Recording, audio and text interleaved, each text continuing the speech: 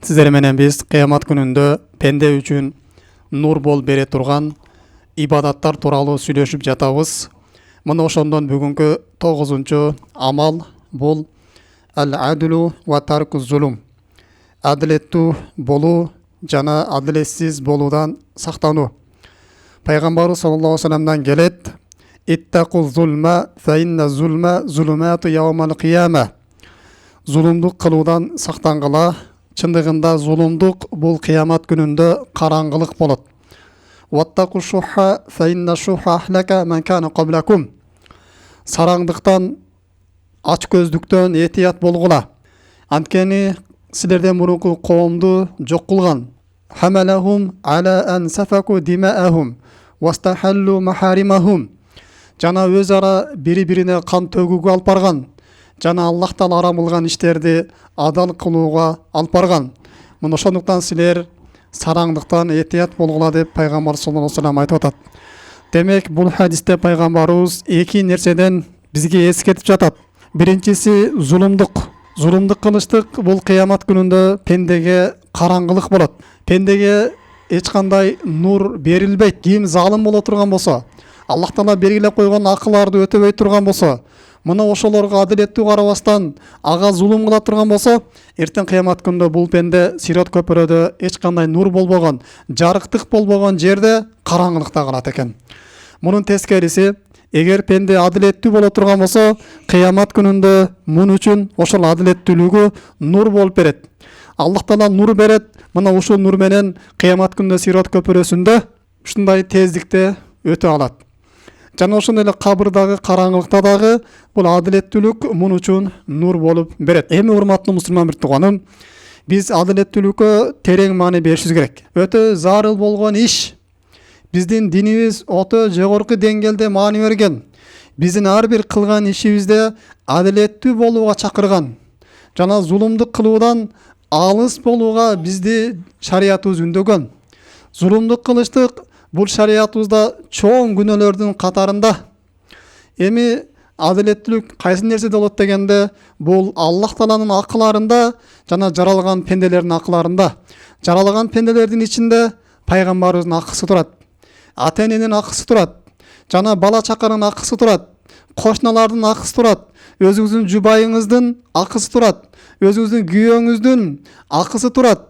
Жана ошондой эле өзүңүздүн туугандарыңыздын, жакын досторуңуздун акылары бар. Жада калса, өзүңүздүн нафсыңыздын дагы сизде акысы бар.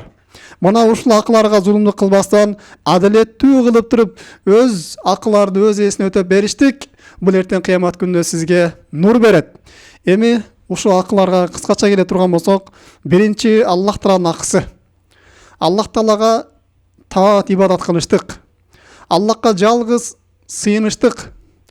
Аллах Таала берген неаматтарга өзүнө гана шүгүр кылыштык. Аллах Таала берген неаматтарды ага күнөөкөр боло турган жолго иштетпештик, сарптабаштык. Аллах Таала берген неаматтарды өзүнө ибадат кылууга жумшаштык. Аллахтын өзүнөн гана жардам сураштык.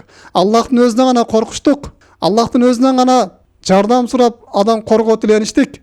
Эгер башыңызга бир бала түшкөн болсо, паланчанын кабырына жүгүрүп барбастан, же паланча тоо ташка жүгүрүп барбастан, мага бала бере көр, менден ооруну алыстата көр, мага шифа бере көр деп, же мени көздөн сактай көр деп өзүңүзгө бир көзмөнчөк тагып алыштыгыңыз, же мени уурудан сактай көр деп үйгө дагы бир башка нерселерди илип алыштык, тумарларды.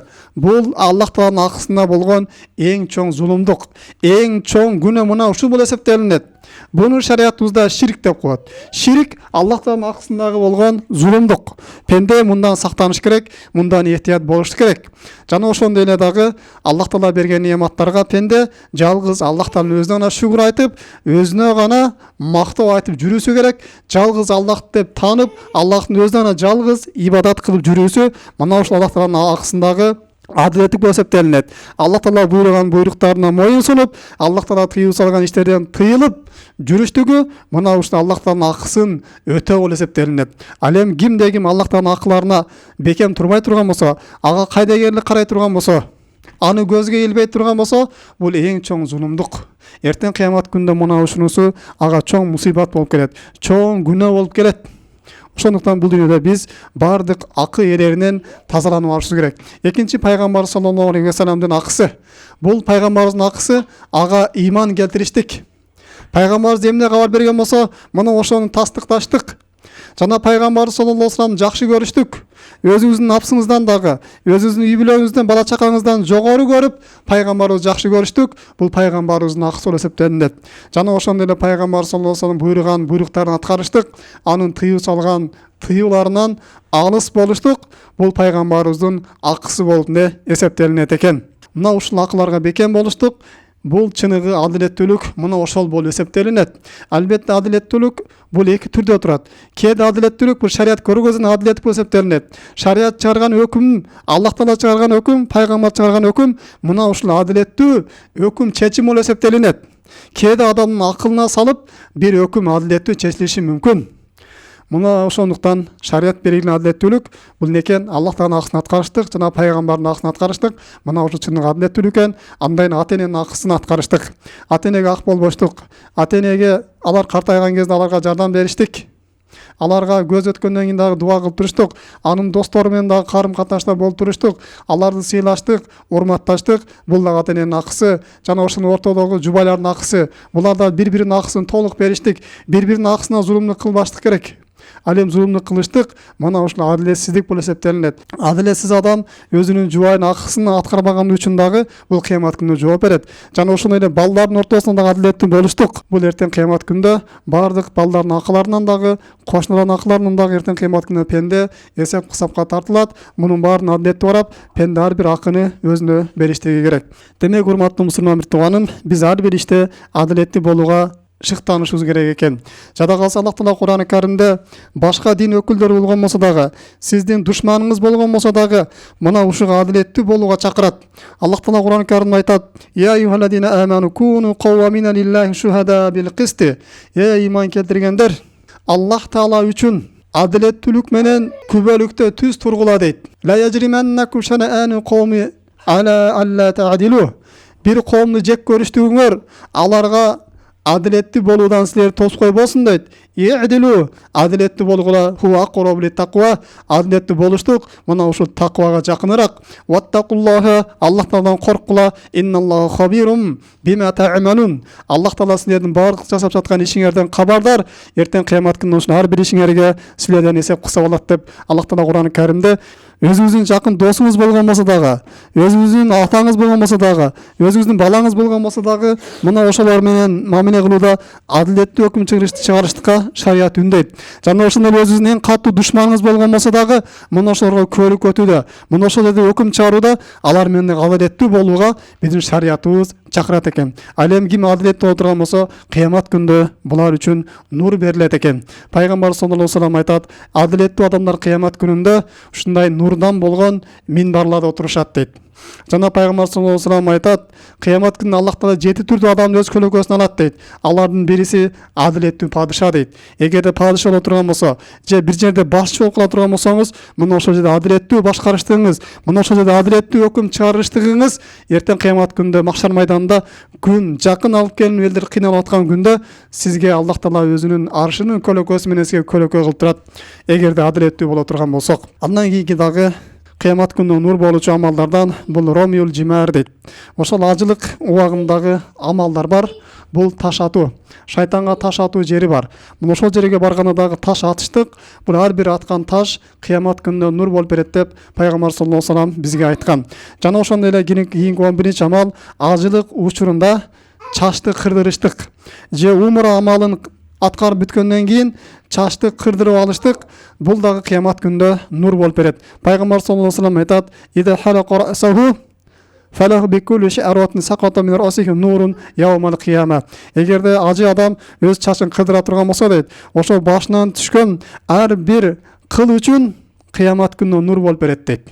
Ва иза qada akhir tawafil baytin, эгерде Байтуллахтың ең ақырғы тавафын атқарып біте тұрған болса, хаража мин зунубихи каяум валадатху уммуху. Апасы жаңы төлегендей күніден таза болып шығады деп пайғамбар саллаллаху алейхи вассалам ажылық амалдың ұлықтығын мына ушундай бізге баяндап береді. Андан кейін қиямат күнінде нур болып беруші амалдардан бұл 12-ші амал талабул илм, илим талап қылыштық. Әлбетте илим талап қылу бұл пенде үшін қиямат күнінде нур болып береді. Сират көпіресінде есен аман өте тез ылдамдықта өтіп алуға жардам береді. Пайғамбар саллаллаху алейхи вассалам хадисінде айтады: "Ма мин ражулин яслуку тариқан ятлу фихи илман сахалаллаху лаху бихи тариқал жанна." Қайсы бір адам илим талап қылып Аллах жолына шыға тұрған болса, Аллах Таала мына ушул себептен бейішке барушы жолын жеңіл қылып қояды дейді. Әлбетте сират көпіресіндегі жолын Аллах Таала үшін жеңіл қылып қояды деп кейбір ғалымдарымыз осыны тәпсір береді. "Оман абута бихи амалуху лам юсри бихи насабуху." Әлем кім сират көпіресіне барып амалы себепті азапқа тартыла тұрған болса, амалы себеп есеп қысауы ұзап кете тұрған болса, анын ата теги келіп аны тездетіп бере албайды деп пайғамбар саллаллаху алейхи вассалам айтады. Жана пайғамбар саллаллаху алейхи вассалам өзінің башқа бір хадистерінде айтады: "Илим талап кылып жүрген адамға жер бетіндегі әр бір жандық жана жансыз нәрсе бұларға тәсбих айтады" дейді. Жада қалса судың астындағы балықтар дағы ушул илим талап кылуучу адамга аларга дуа кылып истихбар кылып турат деп пайгамбар саллаллаху алейхи вассалам өзүнүн бир хадисинде баяндап берет. Демек, урматтуу мусулман бир тууганым, илим талап кылыштагы сиздин эртең кыямат күнүндө бейишке жетип алчу жолуңузду жеңил кылат экен. Biz ilim talap kılуға дағы hareket кылайлы. Ilim talap кылган кезде сиз медресеге аласызбы, же мечитке аласызбы, же үйдө отуруп телефондон илим аласызбы? Мунун баары мына ушул нерсеге кошулуп кетет. Ошондон урматтуу мусулман бир тууганым, ким илим талап кылып жүргөн болсо, ошол илим нурун башка күнөөлөр менен өчүрүп албаш керек. Анткени бул илим нур болуп эсептелинет. Ал эми күнөөлөр бул караңгылык. Нур менен караңгылык бир жерде турбайт. Же нур келиш керек, же караңгылык келиш керек. Качан сиз илим ала турган болсоңуз, ошону күнөө иштер менен илимиңизди караңгылыкка айландырып албаш керек. Мына ошол менен бүгүнкү сабагыбызды жыйынтыктайбыз. Аллах Таала баарыбызга пайдалуу илим берген болсун. Кыямат күнү Аллах Таала сират көпүрөсүндөгү түйшүктөрүбүздү, кыйынчылыктарыбызды жеңил кылып, чагылгана тез өтүүнү баарыбызга насип кылган болсун. Субханакаллахумма бихамдик, ашхаду ан ла илаха илля анта, астагфирука ва атубу илейк. Ассаламу алейкум ва рахматуллахи ва баракатуху.